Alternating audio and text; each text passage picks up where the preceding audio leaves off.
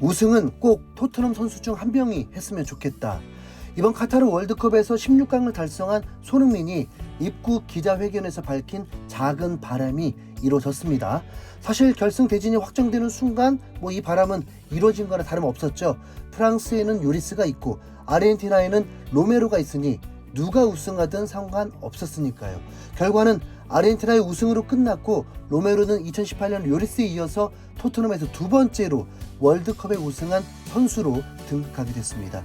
영국의 풋볼 인사이더는 토트넘이 아르헨티나의 우승에 매우 기뻐하고 있다고 전했는데요. 토트넘은 크리스티안 로메로가 속한 아르헨티나의 우승을 기뻐하고 있다. 토트넘은 로메로의 우승으로 월드컵 우승자 2명을 품에 안게 됐다. 로메로는 클럽에 수익을 가져다 줄 것이다. 순수하게 재정적, 마케팅적 관점에서 보면 토트넘은 로메로의 우승을 기뻐할 것이다. 모든 면에서 가치를 높일 수 있다라면서 토트넘은 요리스보다 로메로의 우승을 더 좋아할 거라고 밝혔습니다. 아무래도 요리스는 만 35살로 이미 10년 이상 뛴 노장 선수고 반면 로메로는 이제 만 24살로 미래가 창창한 젊은 선수니까요. 게다가 올해 여름 완전 이적을 하면서 2027년까지 계약이 된 상황입니다. 요리스도 재계약을 했지만 나이가 나이인지라 계약 기간이 2024년밖에 안 됩니다. 토트넘 입장에서는 확실히 로메로의 우승을 더 반기겠네요. 그러나 해외 토트넘 팬들에게는 가슴 철렁한 장면도 연출됐었는데 월드컵 결승 전반 10분경에 로메로와 요리스가 강하게 충돌하면서 부상을 당할 뻔했던 겁니다. 프랑스 골대 앞에서 경합 중에 우파메카노에게 밀린 로메로가 요리스와 세게 부딪히게 된 건데요. 실제 요리스는 필드 위에서 쓰러져서 의료진이 투입되기도 했습니다. 다행히 크게 다치진 않았지만 토트넘 팬들의 입장에서는 매우 위험했던 장면이었죠. 두 선수는 모두 손흥민과도 아주 절친한 것으로 알려졌는데 손흥민은 요리스와 토트넘에서 무려 8번째 시즌을 보내고 있습니다. 물론 기억에 강하게 남는 장면은 요리스와 손흥민이 싸우는 장면이지만 요리스는 토트넘의 주장이고 손흥민은 실질적인 에이스잖아요. 당연히 사이가 안 좋을 리 없지만 찝찝한 느낌도 살짝 있긴 합니다. 로메로도 손흥민과 매우 친하죠. 로메로는 손흥민이 부상을 안고도 월드컵에 출전한다고 밝혔을 때 전혀 놀라지 않았습니다. 스페인 매체인 아스와의 인터뷰에서 우리는 항상 그가 월드컵에 올 것으로 생각했다. 손흥민의 부상에 관련해 수술을 받아야 한다는 사실 외에 무리한 부분은 없다.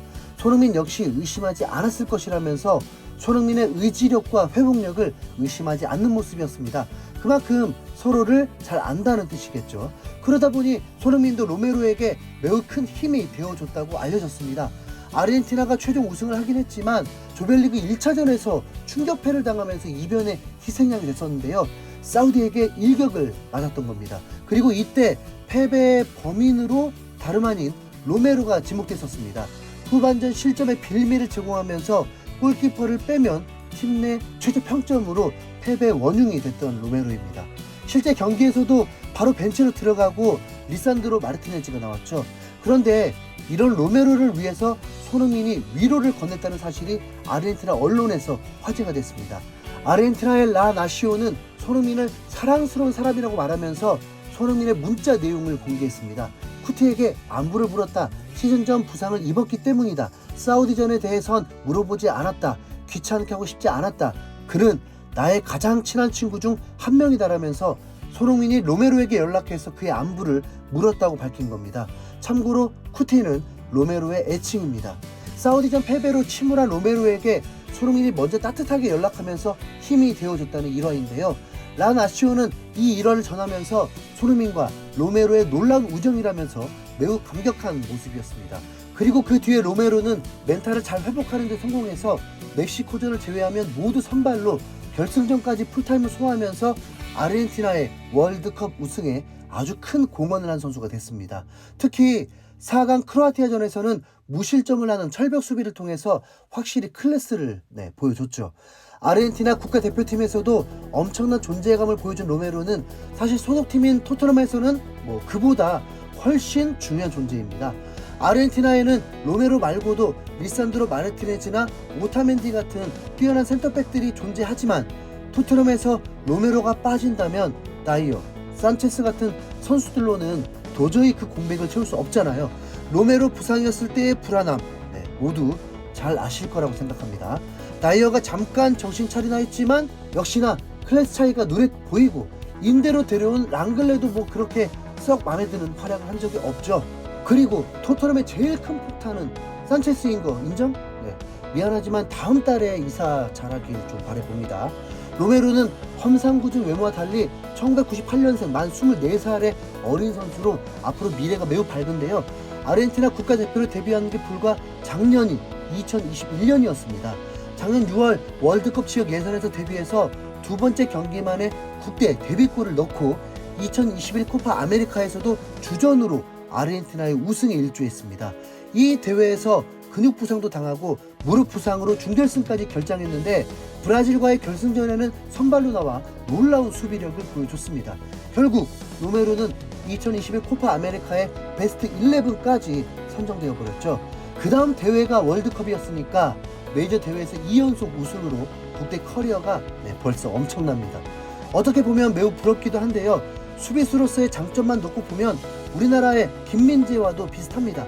적극적으로 달려드는 수비를 한다거나 뛰어난 예측력으로 패스기를 막거나 빠른 스피드로 뒷공간을 커버하는 게 상당히 닮아있는 두 선수입니다.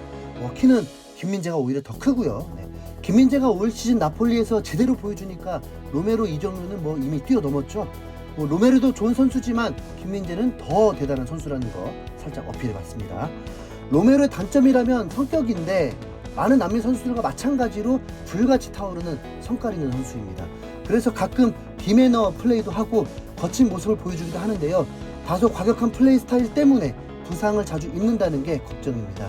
진짜 로메로 빠지면 토트넘 수비 응원하는 팬들 속 터진다니까요. 아르헨티나 선수답게 발기술이 좋아서 수비뿐만 아니라 후방 빌드업까지 로메로가 담당하고 있는 토트넘이라서 로메로가 없을 때 수비는 물론이고 공격까지 답답해질 때가 많습니다. 그러다 보니 로메로는 없어서는 안 될 토트넘의 필수적인 선수라고 할 수 있죠. 현재 토트넘 수비수들 중에서는 로메로와 비슷한 수준이 없어서 계속 센터백 매물을 찾는 중입니다. 마스토니, 그바르디올, 김민재 등 뛰어난 센터백들과 꾸준하게 이적설이 돌고 있는 이유입니다. 손흥민의 권유로 기회가 있을 때 미리 김민재를 잡았다면 몰라도 지금 김민재의 주가는 급상승 중이라서 경쟁이 매우 치열할 것으로 보이죠. 부디 다가오는 1월 이적 시장에서 로메로와 수준이 맞는 수비수를 토트넘이 잘 영입하면 좋겠습니다. 그래야 리그, 챔스, FA컵에서 유의미한 성적을 거둘 수 있으니까요. 로메로는 아마도 평가전에서는 출전 안 하고 부상 없다면 3위가 걸린 브렌트포드전 경기에서 만나볼 수 있지 않을까요? 토트넘 유니폼 입은 선수들 빨리 보고 싶네요. 로메로 다치지 말고 남은 시즌 잘 부탁한다. 이상 흰수염고래였습니다. 감사합니다.